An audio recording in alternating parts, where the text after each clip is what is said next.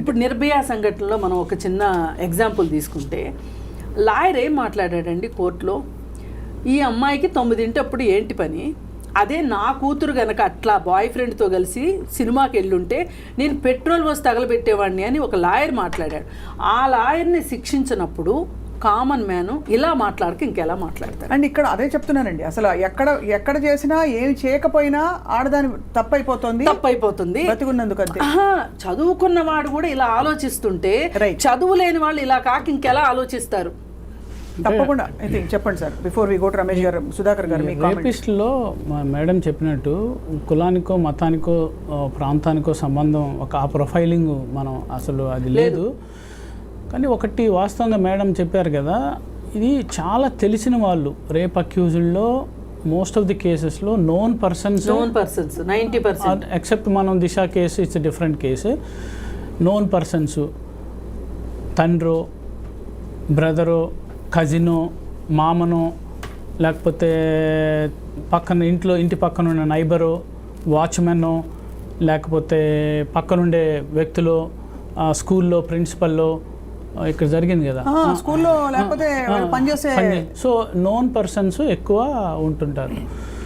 ఎందుకు జరుగుతుంది అంటే ఈ ప్రోటోకాల్స్, బికాస్ మనం సేఫ్టీని కాంప్రమైజ్ చేస్తున్నాం. ఉమెన్ అంటే safety, general safety of the women compromise అవుతుంది అన్ని చోట్ల. మనం ఉండే అపార్ట్మెంట్లో లేకపోతే స్కూల్స్లో, కాలేజెస్లో, హాస్పిటల్స్లో. ఇప్పుడు ఇతను ఎలా వెళ్ళాడు అన్నది పెద్ద ప్రశ్న కదా. How you could able to access అంటే అక్కడ సేఫ్టీ కాంప్రమైజ్ అవుతుంది. సో అదొక ఆస్పెక్ట్. సో అది కాకుండా మేడం చెప్పినట్టు ఈ ఫోన్ వల్ల విచ్చలవిడిగా ఫోన్ అవైలబుల్ ఉండటం వల్ల కొంత ఇంపాక్ట్ బాయ్స్ మీద పడుతుంది. సో దానివల్ల it is leading to such kind of incidents అనేది మనం చూస్తున్నాం. అవును. సో అయితే ఇది మనం ఫోన్ ఆపాలా లేదా అనేది ఒక పెద్ద డిస్కషన్. అవును. బట్ యాక్చువల్గా తల్లిదండ్రులు ఒక అమ్మాయికి నువ్వు ఆ టైంలో ఎందుకు వెళ్తున్నావు, ఈ టైంలో ఎందుకు వెళ్తున్నావు అని చెప్పే బదులు ఒక మగపిల్లాడికి చిన్నప్పటి నుంచే అప్బ్రింగింగ్లో మహిళల్ని ఎలా గౌరవించాలి, ఏం సెన్సిటివ్. ఇప్పుడు ఏదన్నా ఎవరన్నా కామెంట్ చేసినప్పుడు ఆ sensitive, how sensible you should be, వాళ్ళ ప్రైవసీని కానీ పర్సనల్ విషయాలు కానీ ఎంత జాగ్రత్తగా మాట్లాడాలనేది ఎవరు నేర్పించట్లేదు. మనం ఏంటంటే మీరు చెప్పారు ఇంతకుముందు కూడా, ట్రోల్స్, అబ్యూజింగ్ చేయటం, ఉమెన్ని చాలా తక్కువగా మాట్లాడటం, నీచంగా మాట్లాడటం, రేప్ థ్రెట్స్. ఒక ఇండియన్ క్రికెటర్, గొప్ప క్రికెటరు, వాళ్ళ సొంత కూతురికి రేప్ థ్రెట్ ఇచ్చారు. హైదరాబాద్ అతన్ని అరెస్ట్ చేశారు BHLలో. అదే. సో ఇట్లాంటి కల్చర్లో మనం పెరుగుతున్నాము. సో ఐ థింక్ ఇవాళ నిర్భయ యాక్ట్ తేవటం వల్ల ఆగిందా? ఆగలేదు. హార్షర్ చట్టాల వల్ల అవుతుందా? ఆల్రెడీ చట్టాలన్నీ హార్ష్గానే ఉన్నాయి. ఎందుకు ఆగదంటే ఇది మారాలి. మనుషుల తీరు అంటే తల్లిదండ్రుల పాత్ర, boys, parents, then systematic cultural policing. Police కూడా ఇన్సెన్సిటివ్ చాలానండి. ఈ మధ్యకాలంలో అంటే ఏదో మా మధ్య ఫ్రెండ్లీ పోలీసింగ్ అన్నారు ఇక్కడ తెలంగాణలో. బట్ ఈ మధ్యకాలంలో మళ్ళీ వన్స్ అగైన్ పోలీస్ స్టేషన్స్కి వెళ్తే 1,00,000 ఒక ఆడది తన బేసిక్ మనుగడ కోసం కూడా to claim her right she has to fight, give so many complaints. దారిన పోతున్న ఒక అమ్మాయిని ఏదైనా అంటే కూడా 100 సార్లు డిఫెండ్ చేసుకోవాల్సిన పరిస్థితి తను వెళ్ళి తనకి.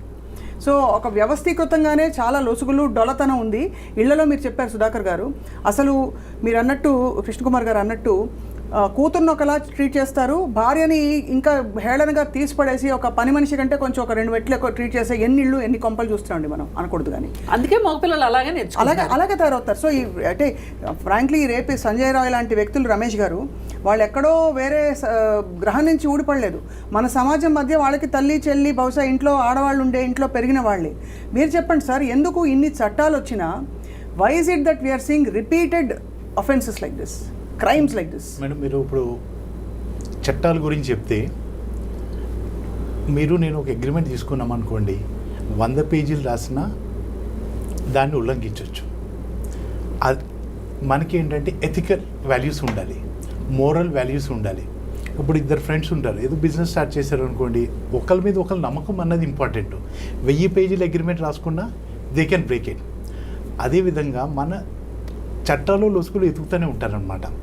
ఇంకోటి ఏంటంటే main reason what I feel is, ఇప్పుడు ఈ ఫోన్ చూడండి, ఇది చాలా డేంజరస్. దీంట్లో ఏమవుతుందంటే ప్రతి స్టూడెంట్కి అవైలబుల్ ఉంది, ఇది ప్రతి పిల్లవాడికి అవైలబుల్ ఉంది. అండ్ దీంట్లో if you see 80% is porn, 80% porn. దాని గురించి ఏమవుతుందంటే స్టూడెంట్ ఖాళీగా ఉంటాడు, ఓపెన్ చేస్తాడు, చూస్తాడు.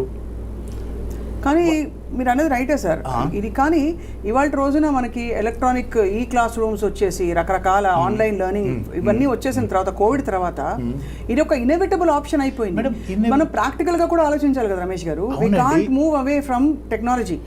టెక్నాలజీని బ్రేమ్ చేసి మనం ఎలా, టెక్నాలజీ కాదు మేడం, ఇక్కడ నేను చెప్పేది ఏంటంటే ఇప్పుడు మీరు పాన్ సైట్ వరకు బ్యాన్ చేయొచ్చు కదా, that can be done. Right, it should not be accessible. మనం టెక్నాలజీ పెరిగిపోయింది అని అంటూ ఉన్నాం అనుకోండి, there will be so many things coming out. But అమలులో మీరు అన్నట్టు రైటే, అమలులో ఎక్కడో ఇప్పుడు డ్రగ్స్ ఆర్ బ్యాండ్ అందరికి జగమెరిగిన సత్యం.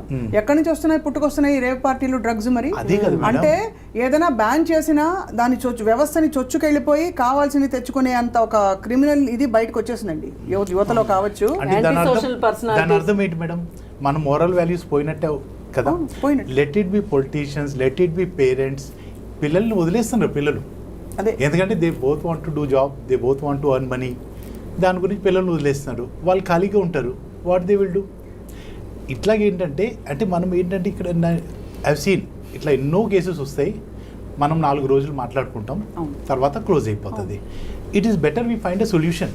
ఎగ్జాక్ట్ సొల్యూషన్ ఏంటి అన్నది మనం కనుక్కోవాలి. So the easiest first thing that comes to everybody's mind Sudhakar గారు ఇస్ డ్రాగ్ చేయడం వల్ల ఈ కేసులు 100 సార్లు దీని గురించి మాట్లాడుకుంటారు, మీడియా ప్రొజెక్షన్స్ ఉంటాయి తప్ప అంటే ఇది తప్పు, దీనికి శిక్ష పడుతుంది ఈ దేశంలో, ఇట్ ఈస్ నాట్ స్పేర్డ్ అనే ఒక మెసేజ్ ఇంతవరకు. దాని ప్రాబ్లం ఏంటంటే first we should blame policing అండి. పోలీస్ వ్యవస్థలో ఒక్కొక్క పోలీస్ అధికారికి, ఒక్కొక్క పోలీస్ స్టేషన్కి కేసెస్ బర్డెన్ ఉంది. వాళ్ళ మీద ఉన్న కేసెస్ బర్డెన్తో ఉన్న కేసుల్ని డీల్ చేయలేరు. ఒక రేప్ కేసు వచ్చింది, వాడికి ఆల్రెడీ 100 కేసులు ఉంటాయి, సరిగ్గా ఇన్వెస్టిగేట్ చేయడు, సరిగ్గా ఎవిడెన్స్ కలెక్ట్ చేయడు. నేను ఇందాక చెప్పినట్టు డిఎన్ఏ ఫింగర్ ప్రింటింగ్, అన్ని కేసుల్లో డిఎన్ఏ ఫింగర్ ప్రింటింగ్ చేస్తే కంక్లూజివ్ ఎవిడెన్స్ వస్తుంది. అంటే ఆ శాంపుల్స్ తీసుకొని దాన్ని అక్యూజర్తో కన్ఫర్మ్ చేసుకుంటే వస్తుంది. కానీ చాలా కేసుల్లో ఎందుకంటే ఎఫ్ఎస్ఎల్లో కేసులు బర్డెను, ఎఫ్ఎస్ఎల్కి వెళ్తే కేసు, ఒక రేప్ కేసు వెళ్తే 1 year 2 years రిపోర్ట్ ఇవ్వడానికి, ఆడు పెండింగ్ ఎఫ్ఎస్ఎల్ రిపోర్ట్ అని పెడుతుంటాడు పోలీసు. ఎఫ్ఎస్ఎల్ రిపోర్ట్ ఎప్పుడు వస్తే మా దగ్గర ఓన్లీ 2 ఉన్నారు డిఎన్ఏ ఎక్స్పర్ట్స్, ఇన్ని కేసులు పెండింగ్ ఉన్నాయి. ఇప్పుడు 1000 రేప్ కేసులు అయితే అందులో 100 కూడా డిఎన్ఏ అవ్వవు. సో సైంటిఫిక్ ఎవిడెన్స్ లేదు. పోలీసింగ్లో సరిగ్గా సెన్సిటివ్గా ఉండరు. ఈలోపు విక్టిమ్కి ఈ బాధలు చూసి బాధపడి ఇబ్బంది పడి విక్టిమ్కి కూడా ఇన్ని సంవత్సరాలు అయిన తర్వాత ఇంట్రెస్ట్ పోతుంది ఆ కేసు. విట్నెస్లు చచ్చిపోతారు, విట్నెస్లు ముందుకు రారు, విట్నెస్లు మ్యానిపులేట్ అవుతారు. ఆ కేసు బట్టి డబ్బున్నవాడైతే అక్యూజ్డ్ వాడు ఎక్కువ మ్యానిపులేట్ చేస్తాడు. సో దీంతో మీకు చూస్తే కన్విక్షన్ రేటు 10 years క్రితము ఇట్ వాస్ 21%. అంటే ప్రతి 100 మంది రేప్ అక్యూజుల్లో ఆల్మోస్ట్ 79 మంది ఫ్రీగా బయట తిరుగుతున్నారు. ఇప్పుడు ఇది 28%. అంటే నీ కన్విక్షన్ రేట్ పెరగలేదు. అదే మీరు బ్రిటన్లో తీసుకుంటే 60% కన్విక్షన్ ఉంది, కెనడాలో తీసుకుంటే 42% ఉంది, చాలా దేశాల్లో 50% దాకా ఉంది కన్విక్షను. బట్ రేప్ కేసుల్లో ఇండియాలో ఇట్స్ ఓన్లీ 27 to 28%. అంటే కన్విక్షన్ దొరకట్లేదు. ఎందుకు దొరకట్లేదు? నిజంగా రేప్ జరగలేదా? ఏం జరుగుతుంది అక్కడ అంటే సరిగ్గా ఎవిడెన్స్ కలెక్ట్ చేయరు, కోర్టులో ప్రాసిక్యూషన్ సరిగ్గా ఉండదు, ప్రాసిక్యూటర్ సరిగ్గా ప్రాసిక్యూట్ చేయరు, జడ్జిలు డిలే చేస్తారు కేసులు, జ్యుడిషియరీలో డిలే అవుతుంది కేసులు, మళ్ళీ హైకోర్టుకి అప్పీల్కి వెళ్తుంది, సుప్రీంకోర్టుకి వెళ్తుంది. ఈ కేసులు ఇలా సాగదీస్తుంటే విక్టిమ్కి భారతదేశంలో మీకు పెన్ పోయింది, లేకపోతే ఫోన్ పోయింది, విక్టిమ్ అయినా అక్యూజ్డ్ అయినా ఒకే బాధపడాల్సి వస్తుందండి. ఇక్కడ ఉన్న నేను అంటే పర్సనల్గా ఎక్స్పీరియన్స్ అయ్యి జ్యుడిషియరీ ఇక్కడ లీగల్ సిస్టంలో పోలీస్ స్టేషన్కి వెళ్తే విక్టిమ్ అయినా బాధపడాలి, అక్యూజ్డ్ అయినా నిజంగా అంటే అసలు చాలా ట్రైనింగ్ అండి. ఇక్కడ మేడం విక్టిమ్ కంట ఎవరైతే కంప్లైంట్ ఇస్తారో విక్టిమ్ బాధపడాలి, అక్యూజ్ బాధపడట్లే. అక్యూజ్ సరదాగా కూర్చుంటాడు, victim keeps on going, police స్టేషన్లో తిప్పుతారు. ఇంకోటి ఏంటంటే నేను చెప్పదలుచుకుని మనం ఒక కేసు గురించి మాట్లాడతాం. What I want to talk is, నాకేంటంటే దీనికి సొల్యూషన్ ఎలా తేవాలన్నది. ఇప్పుడు సార్ ఏమన్నారంటే పోలీస్ సిస్టమ్ బ్లేమ్ చేస్తున్నారు, వాళ్ళ బర్డన్స్ వాళ్ళ ప్రెషర్స్ వాళ్ళకే ఉన్నాయి. ఇక్కడ ఏంటంటే వాట్ ఐ ఫీల్ ఈస్ మన పేరెంటింగ్ సిస్టంలో చేంజ్ రావాలి. మెయిన్ పేరెంటింగ్ సిస్టంలో చేంజ్ వచ్చింది అనుకోండి, ఇట్లాంటి ఇన్సిడెంట్ జరిగినప్పుడు మనం పోలీస్ స్టేషన్కి వెళ్ళే పని ఉంది మేడం. అంటే ఒకటి సార్, ఇప్పుడు పేరెంటింగ్ సిస్టంలో అంటే నిజంగా అది లాంగ్ టర్మ్ సొల్యూషన్. అసలు ఒక జనరేషన్ అంతా క్లెన్స్ అవ్వాలి. బికాస్ ఇప్పుడు parenting system one generation ma'am, it will take 200 years. అదే minimum 200 years. But I want justice for this medico now today we want justice, the country wants justice. If you want justice ma'am, let us implement laws like Saudi, Dubai.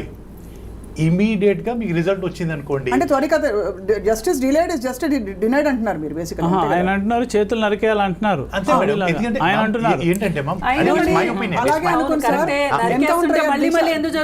Disha rapist encounter అయ్యారు sir for what ever reason.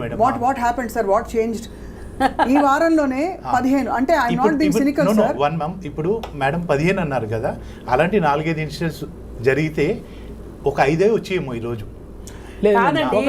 Dubai లో జరిగినప్పుడు అలాంటి శిక్షలు ఉన్నప్పుడు మళ్ళీ మళ్ళీ Dubai లో ఎందుకు జరుగుతూనే ఉన్నాయి? మీరు కంపేర్ చేయండి మ్యామ్. ఇప్పుడు madam, when I go to Dubai I'm a very safe citizen అనిపిస్తుంది నాకు. ఇక్కడికంటే నాకు అక్కడ హాయ్ అనిపిస్తుంది. వేరే ఒకటి ఒక నిమిషం madam, I will make a point here. Extra judicial killings అంటే జ్యుడిషియరీ బయట ఫేక్ ఎన్కౌంటర్స్ కానీ స్టేజ్ మ్యాన్ ఎన్కౌంటర్స్ కానీ అది తప్పు. ఎందుకంటే ఎక్స్ట్రా జ్యుడిషియల్ కిల్లింగ్స్ వల్ల, ఎక్స్ట్రా జ్యుడిషియల్ పనిష్మెంట్ వల్ల వచ్చిన విపరిణామం ఏంటంటే అమాయకులు కూడా ఇబ్బంది పెట్టే అవకాశం ఉంది. ఇంకోటి వాడు చేశాడా లేదా అని ఒక డ్యూ లీగల్ ప్రాసెస్, ఒక జ్యుడిషియరీ ప్రాసెస్. అప్పుడు ఎవరికి పడితే ఒక పోలీస్ అధికారే జడ్జ్ అయిపోతాడు. తన విమ్స్ అండ్ ఫ్యాన్సీస్కి అనుగుణంగా జరుగుతుంటుంది. ఇప్పుడు ఆయన చెప్పేది ఏంటి, అక్కడ చట్టంలోనే ఉంది. కానీ అలాంటి మనం బార్బారిక్ సొసైటీ కాదు, మనది సివిలైజ్డ్ సొసైటీ, పరిణామం చెందిన సొసైటీ, రిఫార్మిస్ట్ సొసైటీ. ఒక అక్యూజ్ని రిఫార్మ్ చేయాలి అన్నది మన సొసైటీ, మన లీగల్ సిస్టమ్, మన జ్యుడిషియల్ సిస్టమ్ బేస్డ్. కాబట్టి ఇది సార్ ఇప్పుడు మీరు రోడ్డు మీద పిచ్చి కుక్క తిరుగుతుంటే పిచ్చి కుక్కనే వదలం కదా సార్. చెప్పాలి పిచ్చి కుక్క అని తెలుసుకునే లోపల అది కుక్క అనుకుంటున్నాం, అది పిచ్చి కుక్క అని తెలిసే లోపల ఒక ఘోరం జరిగిపోతుంది. తర్వాత ఆ పిచ్చి కుక్కని తీసుకెళ్లి చాలా రోజులు అది ఎందుకు వచ్చింది, దీని పిచ్చి ఎంత పిచ్చి వచ్చింది, ఆ పిచ్చి వల్లే చేశాడా అని ఇన్వెస్టిగేట్ చేసి కాసేపు దాన్ని ఫుడ్ పెడుతున్నాం. ఎప్పుడో అప్పుడు ఏదో ఒక అన్యాచురల్ పరిస్థితుల్లోనో ఎప్పుడో ఎన్నో ఏళ్లకి శిక్షలు పడుతున్నాయి. అంటే దీనికి ఏంటంటే డైరెక్ట్గా పనిష్మెంట్ లింక్డ్ ఒక అలర్ట్ వ్యవస్థ ఉందనే ఒక మెసేజ్ అయితే లేదు. కాదండి, కేవలము ఇప్పుడు ఇతను ఏం చేయాలి చెప్పండి? సంజయ్ రాయ్ని రేపు సుప్రీంకోర్టు సుమోటోగా దీన్ని తీసుకుంది. సుప్రీంకోర్టు ఎందుకు స్పందించింది? ఇవాళ ఆగ్రహం ఎక్కువైపోయింది సమాజంలో కాబట్టి కొంచెం కంటి నీళ్లు తొడవటం కోసం తీసుకుంది తప్పితే అసలు సుప్రీంకోర్టులోనే బోల్డ్ కేసులు ఉన్నాయి. ఎక్కడో దాకా ఎందుకండి, ఈ కేసును చూడండి, మన సినిమా యాక్టర్ ప్రత్యూష కేసు ఇప్పుడు సుప్రీంకోర్టులో ఉంది. ఏం చేసిందండి సుప్రీంకోర్టు? ఎన్నేళ్ళైందండి? తల పట్టుకుని ఆమె చనిపోయింది, ఆ అమ్మాయి చనిపోయింది, అతను చక్కగా అతనికి బెయిల్ దొరికింది, పెళ్లి చేసుకుని పిల్లలు కన్నాడు. ఈయన లైఫ్ ఈయనకు బాగానే ఉంది. ఎందుకంటే సుప్రీంకోర్టు దాకా కేసు నడుపుకోగలిగే డబ్బులు ఉన్నాయి కాబట్టి ఆయన బాగానే సేఫ్గానే ఉన్నాడు. మరి ఏమైంది? ప్రత్యూషకి న్యాయం జరిగిందా? మరి జరగలేదుగా. అలాంటప్పుడు ఈ కేసులో డాక్టర్కి న్యాయం జరుగుతుందని మీరు ఎట్లా అనుకుంటారు? ఈ సిస్టంలో న్యాయం జరగాలంటే, సంజయ్ రాయ్ని శిక్ష పడాలంటే క్విక్ డిస్పోజల్ ఉండాలి. అంటే ఇమీడియట్గా ఫాస్ట్ ట్రాక్ కోర్టు దాంతో ట్రయల్ స్టార్ట్ అవ్వాలి. అతను ఒప్పుకున్నట్టే కదా సుధాకర్ గారు? ఎవరు? అతను కన్ఫెస్ చేశాడు కదా. అంటే confession before police is not a evidence as per వాళ్ళు ఏమైనా ప్రెషర్ పెట్టారేమో అని ఒక ఇండియన్ ఎవిడెన్స్ యాక్ట్ ప్రకారం, ఇప్పుడు భారత్ ఎవిడెన్స్ యాక్ట్ ప్రకారం confession before police is not a evidence. So tomorrow he will definitely deny it, he will not plead guilty in the court. So then when he doesn't plead guilty, then trial will start. ఈ ట్రయల్లో వీళ్ళు ప్రాపర్గా evidence పెట్టాలి. CBI కాబట్టి కొంచెం process ఉంటుంది. I think they will file charge sheet as early as possible. Trial కూడా fast track court ఏర్పాటు చేసి హైకోర్టు, సుప్రీంకోర్టు పర్యవేక్షణలో జరుగుతుంది. ట్రయలు జరిగి తొందరగా శిక్ష పడేలాగా చేస్తే ఒక 6 నెలల్లో 3 నెలల్లో ట్రయల్ అయిపోతే, ఫారెన్లో లాగా 3 నెలలు శిక్ష పడితే అతనికి కఠినమైన శిక్ష. For example, if it's because it's rarest of the rare case, whether it is life or death or whatever. So gang rape అయితే డెత్ ఉంది. So I think he should be tried quickly and punishment should be implemented quickly. What kind of punishment are we talking? అంటే ఇప్పుడు ఎలా అయిపోయిందంటే, ఎందుకు అడుగుతున్నాను సుధాకర్ గారు అంటే, బికాజ్ ఇప్పుడు ఈ మధ్య కాలంలో ఈ చాలా హై అటెన్షన్ ఉండే రేప్ కేసెస్లో ఆటోమేటిక్గా వాళ్ళని చంపడం కూడా జరిగిపోతుంది. అవును, ఇది మర్డర్ కేసు కాబట్టి he can be hanged. I mean to say capital punishment ఇవ్వచ్చు. ఎందుకంటే rarest of the rare case, rape చేసి గాయపరిచి ఒక విధుల్లో ఉన్న ఒక డాక్టర్ని చంపేయటం, ఘోరంగా చంపేయడం కాబట్టి it can be rarest of the rare case. It is a murder case involved. So that fellow if there is enough ample evidence, వీళ్ళు యాంపుల్ ఎవిడెన్స్ పెట్టగలిగితే కోర్టులో, అతన్ని he can be punished for capital punishment, అంటే ఉరి శిక్ష, లేదా అంటే ఇండియాలో ఉంది hanging ద్వారానే కాబట్టి he can be hanged to death if there is an ample evidence, if there is a proper legal process. మనం ఇక్కడ స్టూడియోలో కూర్చొని వీని ఉరేయాలి అంటే అది ఒక తండ్రిగా, ఇప్పుడు ఒక జర్నలిస్ట్గా మనం అలా మాట్లాడటానికి లేదు. బట్ ఒక ఆడపిల్ల తండ్రిగా, ఒక victim, obviously there will be such kind of reactions, but as a journalist we should always talk about legal process. Sure sir, తప్పకుండా. అయితే ఇది చెప్పండి కృష్ణకుమార్ గారు, గత కొన్ని అనేక ఇన్సిడెంట్లలో చాలా కిరాతకంగా వాళ్ళని చంపడం కూడా జరుగుతుంది. అది ఆ డెవలప్మెంట్ అసలు ఎందుకు ఇలా జరుగుతుంది ఈ మధ్యకాలంలో? బహుశా కృష్ణకుమార్ గారు, మీరు దెన్ సుధాకర్ గారు, దెన్ ఒకటండి, జస్టిస్ వర్మ కమిషన్ ఉంది మనకి.